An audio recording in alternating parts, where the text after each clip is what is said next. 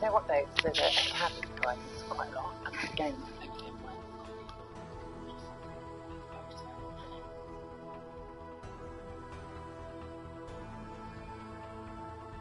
This is the BBC.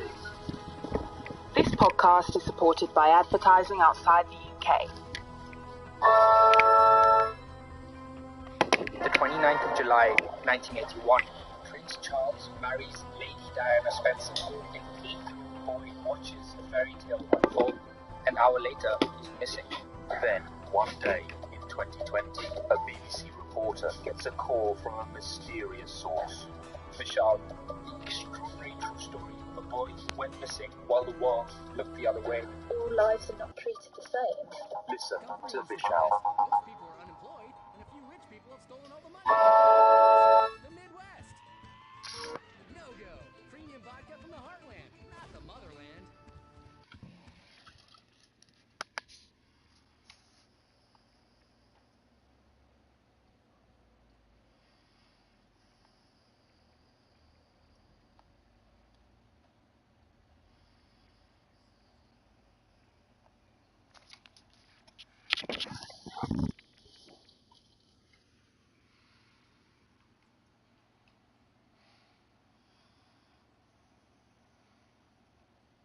BBC Sounds, music, radio, podcasts.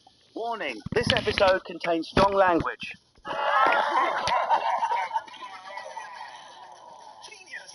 Genius. Hello, this is BBC Radio 4's Evil Genius, and I am Russell Kane, neither evil nor genius. If ever I want to be a subject to this show, it will have to be renamed Witty but Faulty. Evil Genius is the show where we take the most famous people from history, reveal shocking facts, and then an esteemed panel try to work out whether that icon was evil or genius.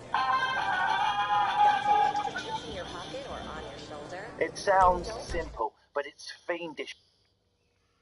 Hey, it's me. I'm so sick of the mellow vibes out here. It's totally an act. Nobody can really be like that. Just check out the Karl Marx. Okay, the networks are down, the equipment is ready, and we've crippled their supplies. Mrs. Rackman has written our check and given us the green light. We're good to find... Votes for women. Also, massive racist. We even have some shows where I take people you wish were purely villains and show them to be genius. All right. Pablo Escobar, a family man and social progressive. Snort that on your hooter. Well, today is one of the most electric and controversial figures from American history, Malcolm X. I'm on the clock. What you want? Some wheels? A bunch of legends in themselves. Will they ever turn out to be evil or genius? Who knows? We have to die before we decide that. Hashtag Maradona, hashtag tune in. And my panel are Sakisa. She has a comedy chat show called Girl Code, available It's on coming her at you. Facebook page. Aight, Girl I'll get back to Code work. Chat Show, and she's on Instagram at Twix Comedy. Is it only female guests on Girl Code Chat Show? Yeah, unfortunately, I'm sorry, but we can put you in a wig. I'm happy to do that. My agent. Stand down, agent. And, with Darren Harriott. Follow him on Instagram. He took part in one of our most jaw-dropping eps on Muhammad Ali. That should be jaw-spinning. In front of an audience at the Edinburgh Fringe Festival. He was so confused they had to hide under cops of their guardian and pelt you with hummus and sun-rays tomatoes. And there we have Johnny Cochran, a veteran on Evil Genius, of James Brown, Frank Sinatra and Elvis, Evil Genii. And have a listen to his parenting podcast, How's Your Father? Mainly because it's got me on it. There are other topics as well. Yeah, there are. So, Malcolm X, well, we know this is a big one. But because he means so much to so many people, and although I do kind of get off on my Twitter lighting up every week when one of these episodes drop, but hurt people, let me just flag it up. This is why it's such a good subject, Evil Genius. We love it when the stakes are high, and a lot of the arguments are happening right now. And remember, Evil Genius is just a saying. It's a snappy podcast title. We're not talking about full-on evil. It can be used in the sense of, well, I would use it when I'm playing Dungeons and Dragons, as in somewhat more self-centered or working for oneself. Here you heard it, ladies. I'm a 20th level wizard and I can slay goblins. Form a queue for the man. That said, let me ask you three, what place does Malcolm X hold in your Hall of Heroes, Lisa? He is got to be at least top 5. Oof, could be an uncomfortable afternoon for you. No, but in terms of everything that has done, what he stood for, helping in terms of the civil rights movement, I think he's. If a black person doesn't know who Malcolm X is, I think it's quite shocking. I'd be surprised if anyone didn't know Malcolm X. But I did, yeah, it's true. But I also really enjoy how it was Malcolm X put up against Martin Luther King. Yes. It was the Blur and Oasis of American racial politics, wasn't it? It was the Black Panther of Oasis. It was the Black Panther. That's what it was. It was the modern day Black Panther. They rephrased it. I love it. Johnny? First of all, agreed. Everyone will know Malcolm X is, and for me, he's probably pound for pound number 1. I'm excited for what you've got for me. I mean, this is the first Evil Genius I've done where I do have a grounding in the subject matter. You know, like I've seen his, biopic and read his autobiography, so I've got a grounding in what Malcolm X is about. It's funny that you say about Oasis and Blur there, because one thing that I wanted to bring to the party is something not everyone knows. Did you know that within X-Men, the kind of dynamic between Professor X and Magneto is actually based on Malcolm X and Martin Luther King. Malcolm X being Magneto, someone who is sick of trying to, pat the humans who are scared of the other on the head and go, oh, we'll try and assimilate, and just being like, let's use our power to overthrow him if need be. And Martin Luther King obviously being a bald white man in a wheelchair. So that is such an awesome fact to kick the show off with. So Darren, Malcolm X is in your Hall of Heroes? I don't know if you can see, I've quite recently moved into my place, and on that wall, that's Malcolm X right there. No way. On my wall. He came to the Black Country, where I'm from, and he was booed sort of mercilessly, and had things thrown at him and whatnot. And I've always just been a fan ever since I heard that story with him. And as much as I love Martin Luther King, I do really sort of believe in what Malcolm X was. Because I feel like when it comes to the two of them, Malcolm X is kind of seen as like a bit of a thug, if you will, just because he wasn't preaching the same sort of piece as Martin Luther King at a time, and his whole thing was by any means necessary. What I'm trying to say is I really like the guy, and the last time I was here, you guys ruined a black legend for me, and I feel like this is going to happen again. This whole program just to mess with Darren. That can't happen. No, there's 3 black people on this show. You can't do it. Russell's there like, I'm going to destroy these black people like this. Dreams. I thought it was only right. I'm not exactly a host of colour. Anyway, there could be some people out there that don't know who Malcolm X is, or a lot of people might know who he is but not know the full story. So bear with me because it's worth just me summing up the man's amazing life. So Malcolm X, an African-American religious and political leader, also known as El Hajj Malik El Shabazz, an awesomely brilliant name that is, was born Malcolm Little in 1925 in Omaha, Nebraska, the son of Earl Little and Louise, also known as Louisa Norton, both activists in the Universal Negro Improvement Association established by Marcus Garvey.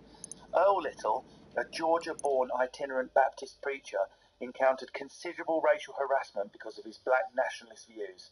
He moved his family several times before settling in Michigan. Well, how about this? You'll be dealing with an actual person this time. Make the first 2 drops, then go meet the buyer's people to deliver the last of the goods. And look out for anyone nasty. The buyer thinks they're being tracked. The incident led to a severe decline in the family's economic fortunes and contributed to Louise's mental deterioration. In January 1939, she was declared legally insane and committed to a Michigan mental asylum. Although Malcolm excelled academically in grammar school and was popular amongst classmates in a predominantly white school, he also became embittered towards white authority figures. He was told he could never achieve his dream of becoming a lawyer, and they suggested he try carpentry instead. he started to go off the rails and was put into reform schools and foster homes. And that's the writing that played on Castle there, probably summing up his life. We know it's a great life. We know the legend. He's an icon in a more literal sense, I think, this figure, in that, you know, he was a poster on a lot of walls at uni. If you didn't go through a Malcolm X phase yourself, you had a mate who had a Malcolm X poster on the wall. He represents, at least to me, a lot more than racial politics. He represents power, anger, injustice, a howl against power, all of those wonderful things. Let's end the show here, shall we? Evil genius works this way. My panel today, besides all of the jesters, will be given envelopes. In each envelope, a fact bomb will explode in their hands if they read out that fact. It may reaffirm genius, or it may suggest something quite less genius. It's time for envelope number 1. Who has it? It's me, Russell. Yes. Let me just open that up. JC. I've never read that before. JC. Yeah, same as other big characters, Jeremy Corbyn. That is the equivalent of price. Now, at the age of 18, he moved to Harlem, where he engaged in drug dealing, gambling, racketeering, robbery, pimping, and burglary. So, they're just some of the tracks off my first album, of course. So there's quite a list. From 1946 to 1952, he was incarcerated in the state prison for burglarising a number of homes in Boston. Do you think it's okay because he had a hard time as a child? That he was burglarising? Isn't that just him? Like, I feel like he's just a rapper now, isn't he? It's like, isn't that what he's rapper doing? He is now a drill rapper, yeah. Yeah.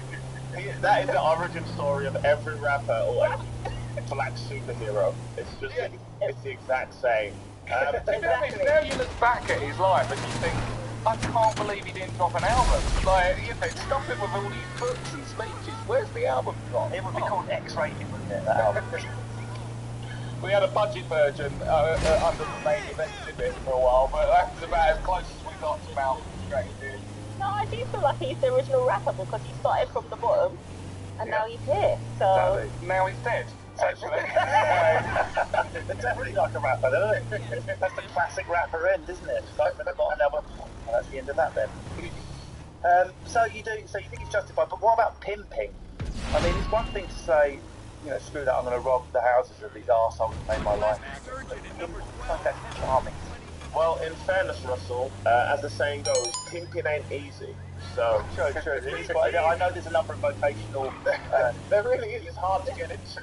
I did the foundation course before I did the BTEC in pimping. I did a foundation entry. What colour was your suit? Yeah, it was like a purple one and I had like a child catcher purple hat on, and I walked sideways with a cane. You didn't have the work ethic to graduate, no? That's too hard for you. So we're known as Russell's Cave. That's what. Oh, we had to sit through the rest of it. Also, you can get to that. But seriously, come on, John. Pimping. I can forgive window smashing, jewellery robbing, violence, fighting.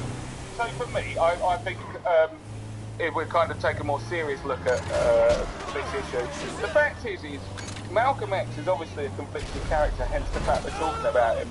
But you've got to also remember that, like many people, he's a product of his environment, and it shows the lack of love that he was growing up around and acceptance. For him to go on to subjugate women in that way, it was due to the overt oppression that he was facing due to his race from society, but also, you know, when your dad's been killed by the KKK, basically, then you're obviously going to grow up in a place where there's anger in your heart. If there's anger in your heart, that can, you know, that leads to some kind of feelings that would lead you to be valuing other people because you don't feel valued yourself. So it's not a justification, but it's enough to say that I can understand why someone goes down that route. Sakita? It's kind of obviously difficult because it was a different time, and obviously me being a woman, I should be like feminist, yeah. But it's a different time. Let her finish. I want to You mother. Fair enough, feminist, but you. Oh shit.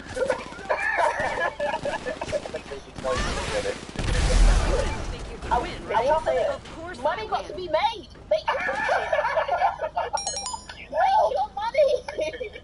Wow. I mean, it does, to me, I know what you're saying, but 1952, we're not talking about 1852. There's plenty of people, all of us will have people in our family who are already adults in 1952, well within living memory. Yeah, but like I said, it's 1952. He wasn't a Viking.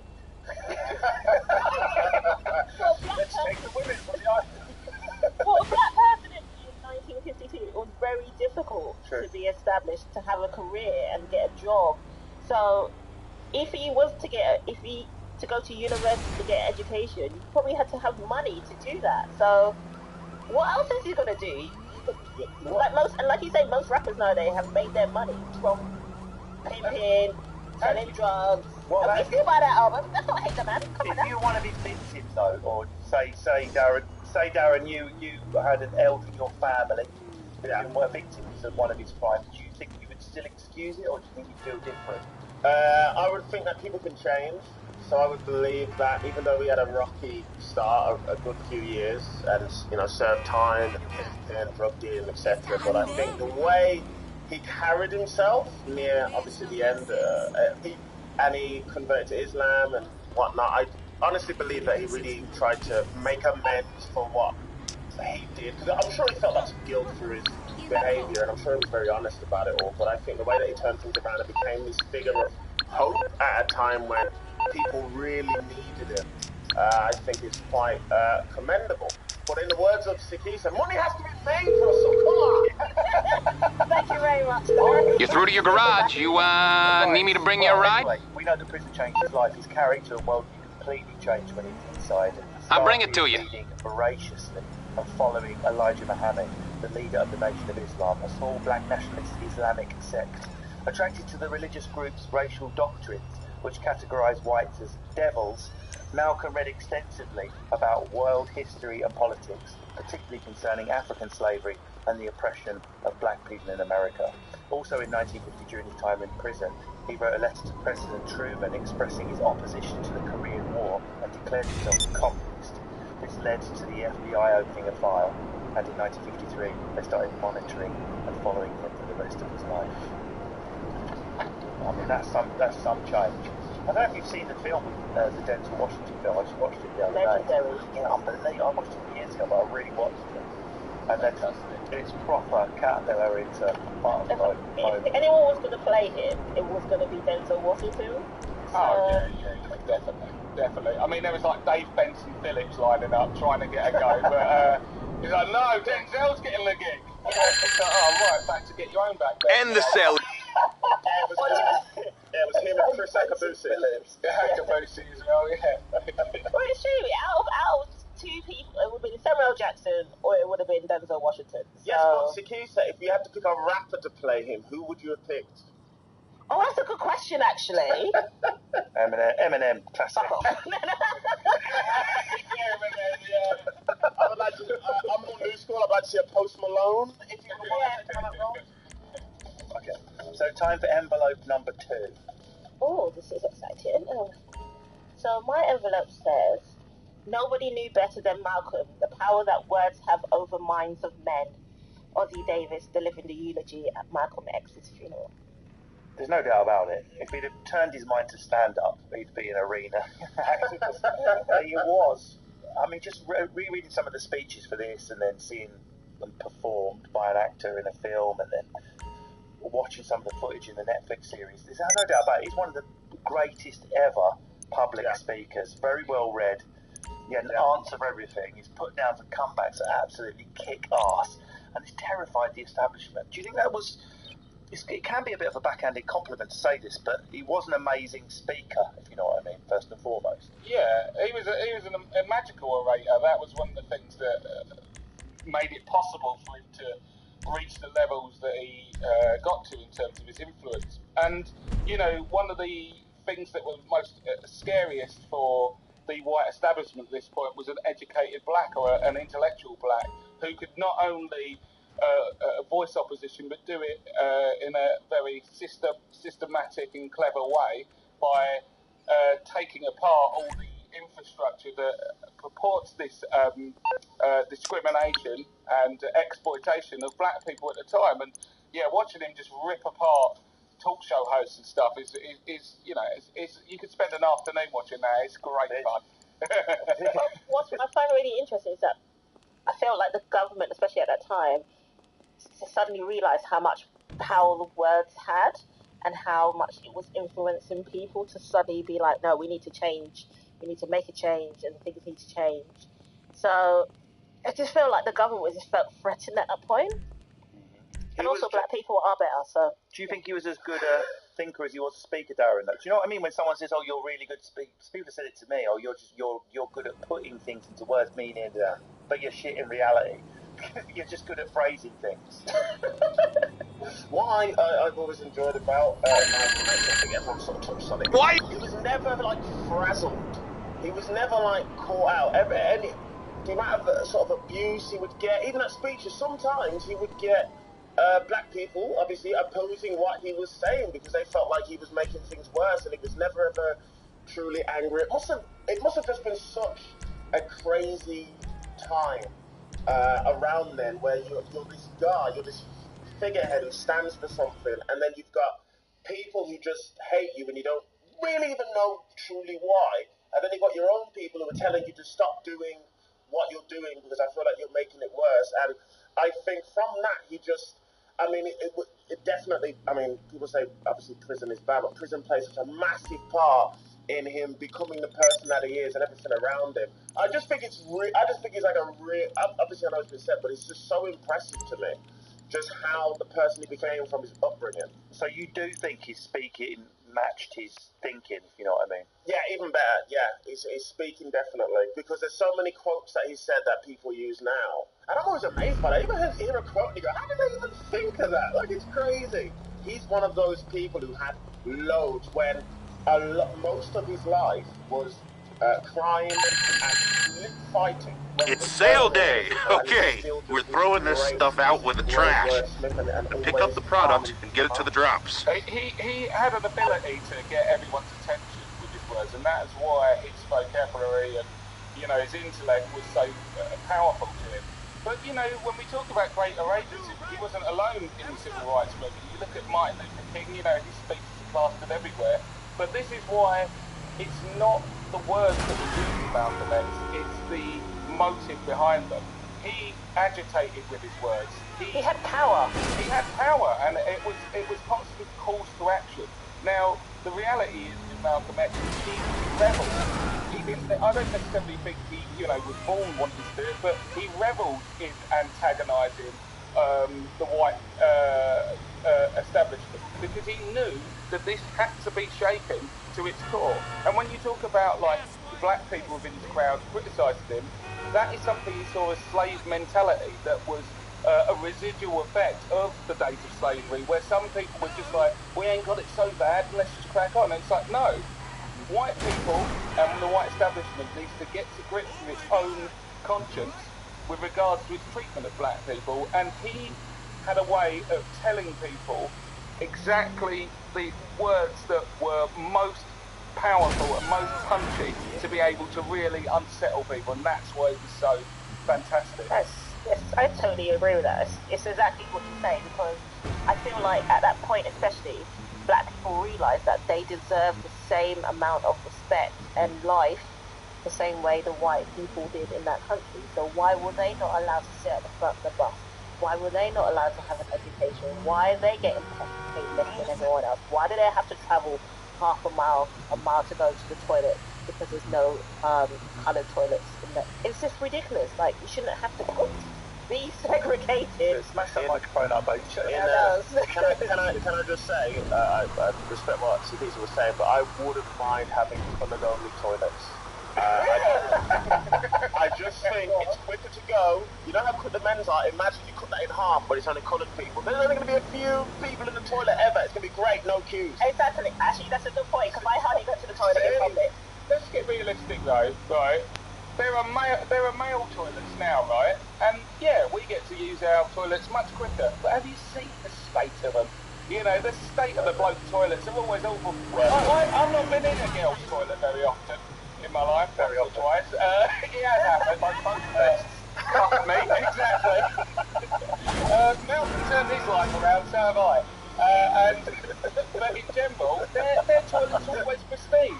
Ours, I want sort of poo in a sink in a male toilet, okay? So, yes. You know. I think if there was coloured toilets, I do feel like it would be better. There'll be a hint of flavour in it. There'll be a pineapple hanging from the ceiling.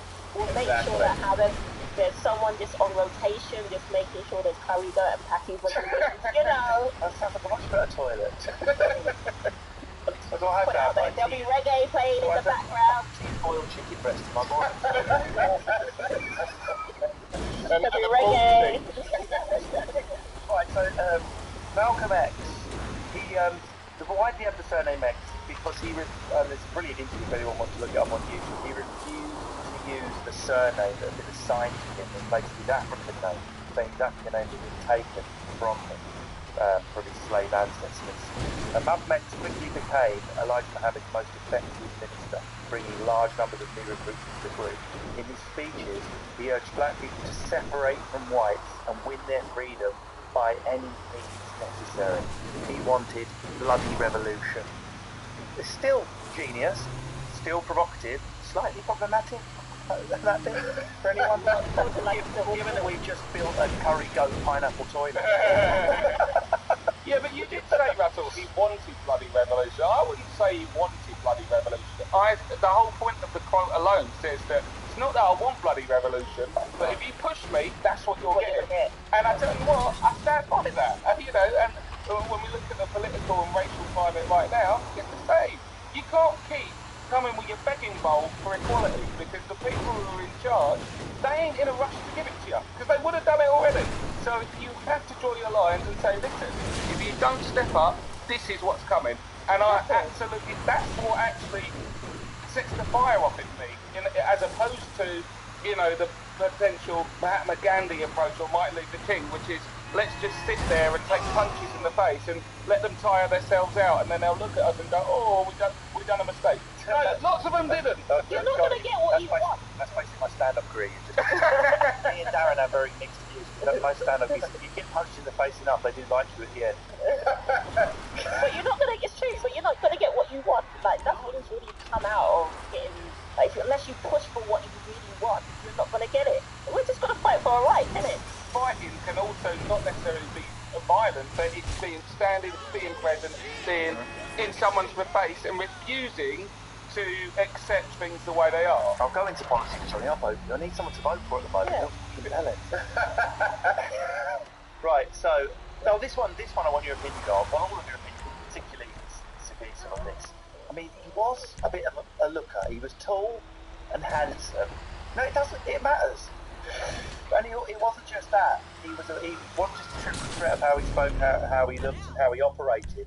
He neither smoked, he didn't drink, and he was of high moral character. An FBI informant said that, so they had people working close to him. They just could not get anything on this guy. He was married with 6 daughters.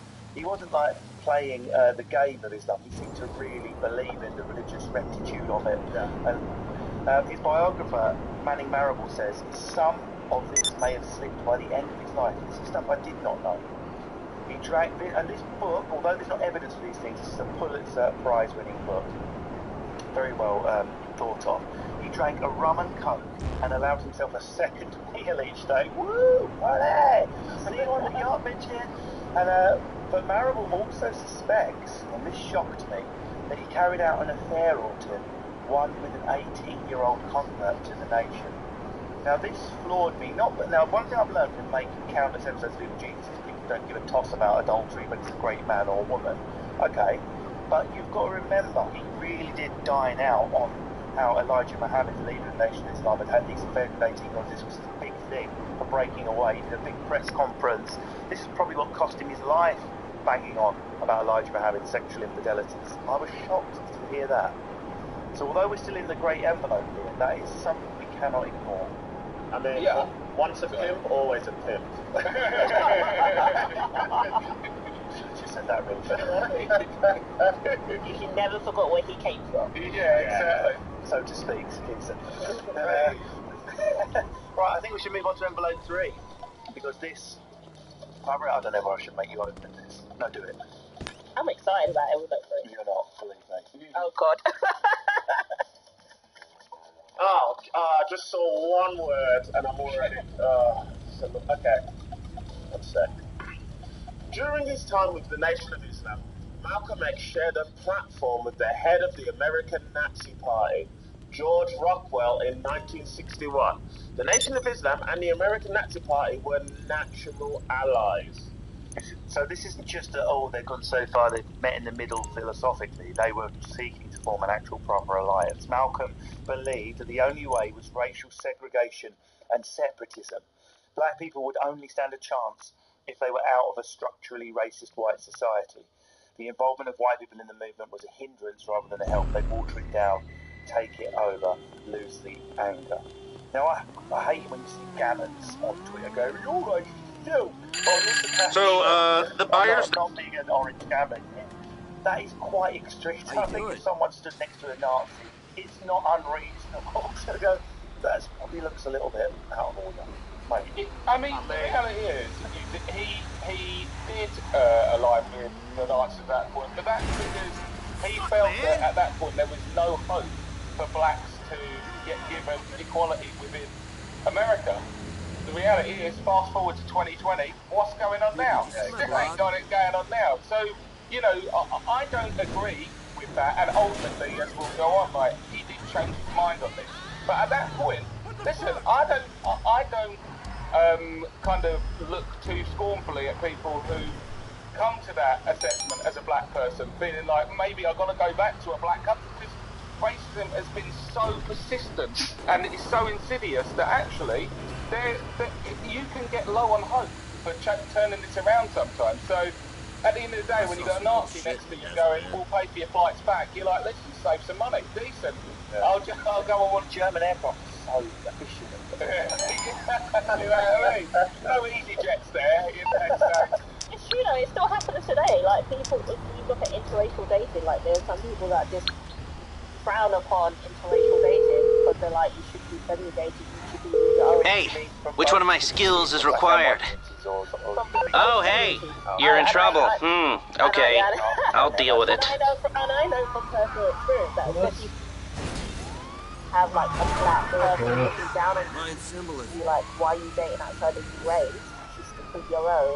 Remember what they did to us. You should be with your own people, and they just don't understand that there's an evolution now. Is that your mum? No, I'm not gonna lie, my mum doesn't care anymore, she just wants grandchildren. She doesn't care where it comes from. Green or blue. She doesn't care. I don't give a shit. I'll be popping out M&M's in a minute. We got this uncomfortable fact, Darren. Also in I'm going to you, you'll see why. Also in 1951, he served as Mohammed's emissary at a secret Atlanta meeting, seeking an accommodation with, you guess, the Ku Klux Klan. Now, the reason I've come to you on this, Darren, is you were there at that seminal big genius moment when Muhammad Ali also saw an audience. I mean, this to me, I hear every syllable of what Johnny's saying, I really do. And there are things you can get super angry about, but the tool you use, there has to be a limit to how deep you reach into the toolbox, surely, Darren. It sounds like a very, very desperate man who... I'm not ruling out extraterrestrial it sounds like, near the end, he's slowly running out of options in terms of like how to go about the way that he wanted to, because even though he respected Martin Luther King and whatnot, they weren't exactly like bullies and they would bang heads. So, I don't know, that's a tough one. I'll be honest, it's a tough one, but I'm just trying to see it as it's a very desperate man who is making these sort of deals and alliances. I mean, people you would never expect him to, for what he believes is the better good, or for the greater good. I'm intrigued to know what the deal would have been. Accepting repatriation. So the Ku Klux Klan were like, get the blacks out, and Malcolm X was like, well, let's all go, people, let's get the hell out of here. But Sakisa, do you think it would ever be justified to seek an alliance, regardless of the greater good benefit, with people whose ideology was to murder, lynch and kill people well, of colour, including the Nazis, basically anyone who's disabled, gay, or of colour. They're a terrorist organisation. Yeah. So. Like, even now when I watch the Ku Klux Klans being portrayed in films and the lynching stuff that happened, I'm still wince because you're just like, that's so horrible. And I can understand what Darren's saying. Like, he must have been a desperate man to go to that part. But and 16 years after Hitler, remember, this is it's quite recent. The American soldiers of all colours have just come back from defeating the Nazis. No one wants to believe more than me. Johnny's passionate speech there about, you know, what you have to do is he's working with them out of necessity.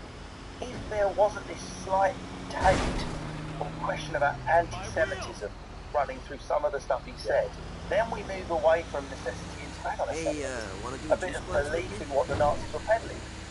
Malcolm X said this himself. Admittedly, it wasn't Playboy, it was probably next to his tits or a mum or something. It was right next to the mum, but above the tits. Just above the vagina and between the tits. He said, make a true observation about the Jew, and if it doesn't pat him on the back, then he uses his grip on the news media to label you anti-Semite. This is the classic trope of the beast. Yeah, it's bad holding the media in its claws. I mean, it's old school racism, that's racism that predates African American racism. Surprising thing to see him print that. But I mean, Nation of Islam, they're not the biggest fans of. I mean, it's the Labour Party. And let's be honest, Nazis and the Ku Klux Klan aren't saying the best things either. So I think with him as well, it was just.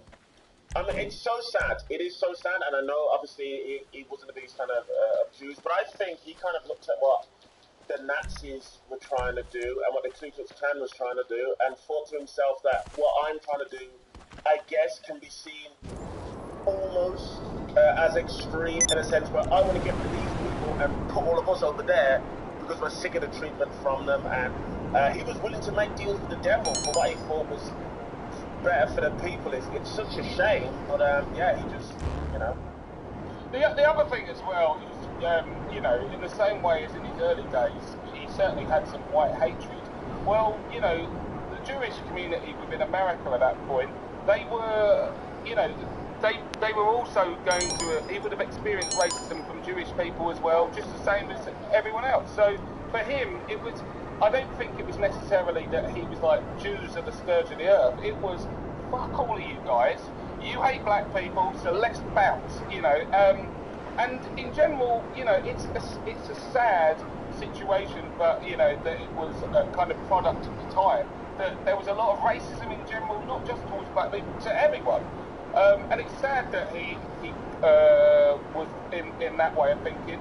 But the whole point of Malcolm X, why he's so invigorating and inspirational, is the journey he went on, and he changed his mind along a lot of different lines. And even through his initial white hatred, by the end, he started to come around to the idea that he thought, no, white people can be allies in our push against racism. Black people must lead it for anti-black discrimination, but white people are absolutely to be allies. And I'm sure if he didn't get there, he would have got there with the inclusion of Jewish people in that anti-racism effort as well. So, you know, he was on a journey that was cut short, is what you're saying.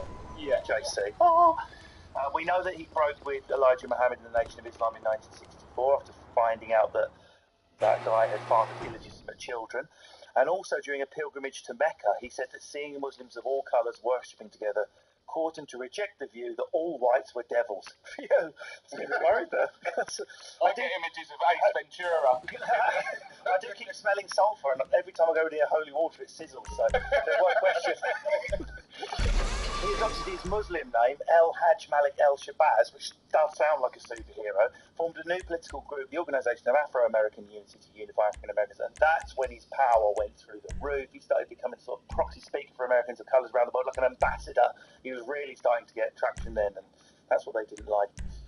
On the 21st of February 1965, members of the Nation of Islam shot and killed Malcolm as he was beginning a speech at the Oberdon Ballroom in New York City. He was 39.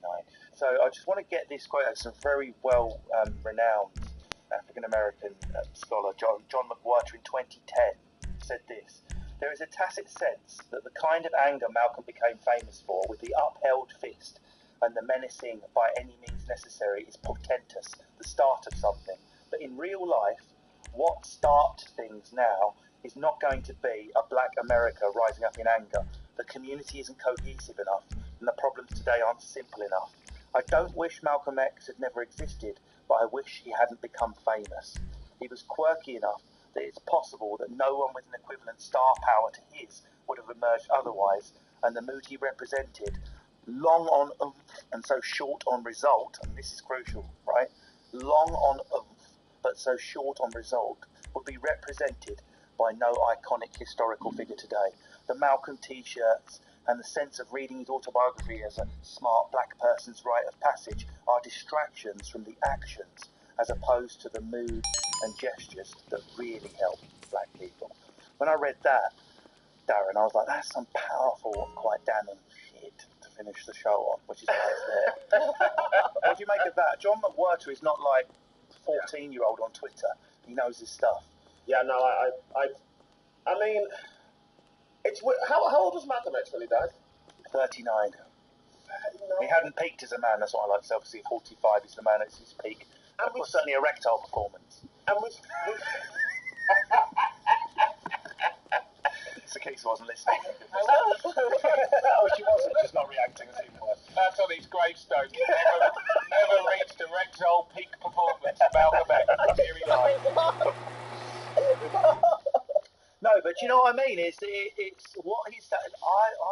I'm agreeing with what we're all saying today, the hagiography and everything. But what this guy's saying is the hagiography, the turning him into this worship figure, is the problem. It allows people to do gestures rather than actions. He represented something that didn't lead to results as much as we would like to think it would.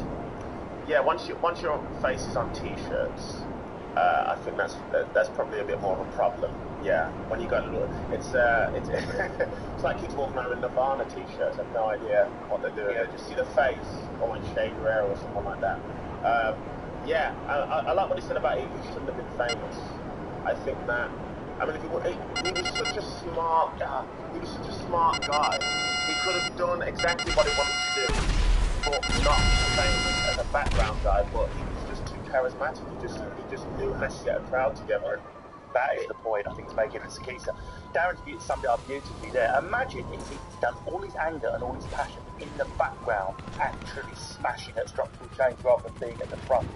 But I feel like if that was the case, that people wouldn't know his name, and I think it's important. I think it's people understand, like, and that's how part of our history, that people know his name and know that he was one of the people that helped change history and help put things forward in terms of the civil rights movement and changing people's point of view about black people. Johnny, we've learned a lot about him today. We've heard that last damning quote from John McWhirter there. I'm going to come to you, evil or genius, first, and your reflection on that final thought. I get that final thought. I do understand what is being said, but I think it's nonsense. The fact is that he is a man who achieved so much through his through the spirit of his protest. Now, if you look, that guy had a quote in 2010. We're in 2020 with Black Lives Matter protests erupting all globally. And what these movements are saying is we are not going to just go back to the old way of doing things. It is the spirit of Malcolm. It is, by any means necessary, we will bring about change. There is no way to go back. And that has to be Malcolm's overriding achievement. The fact is when you look at what he did, whether you're saying he had to be famous or not, you've got to remember how black people were being treated in those days.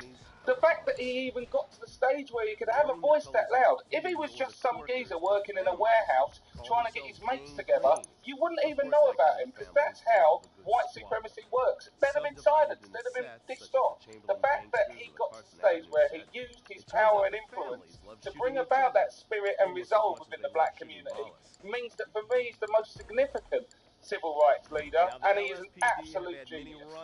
Well, I didn't see that coming. Did you, Darren?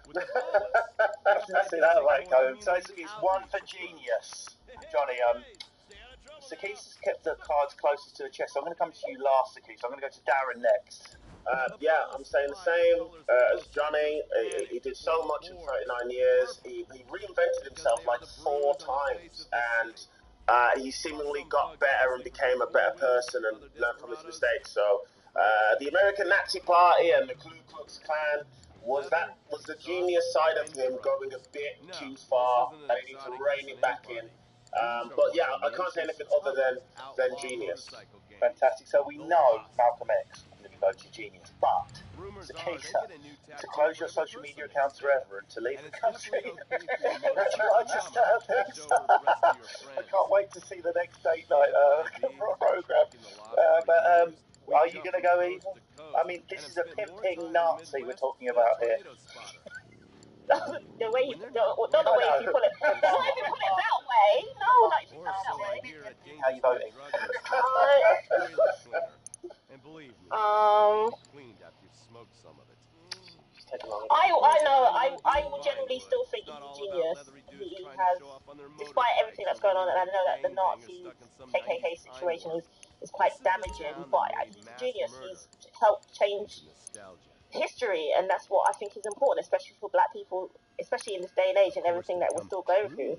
And in light of what's happening in America, it's still racism, but it's changed and evolved since 2000, since the 1950s, 60s. So I think he's a genius, and his method was probably the best thing for it at that time.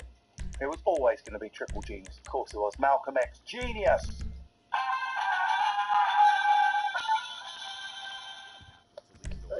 Here on Evil Genius, thank you so much to my panel, Sakisa, Johnny Cochran, and Darren Harriet, who does have t-shirts available with his face on after every. Don't listen to what I'm saying, guys. Just buy the t-shirts. I don't know what I'm talking about. I'd sell the fucking. I'd probably sell condoms with my name on. Anyway, beads. Canal beads. Oh,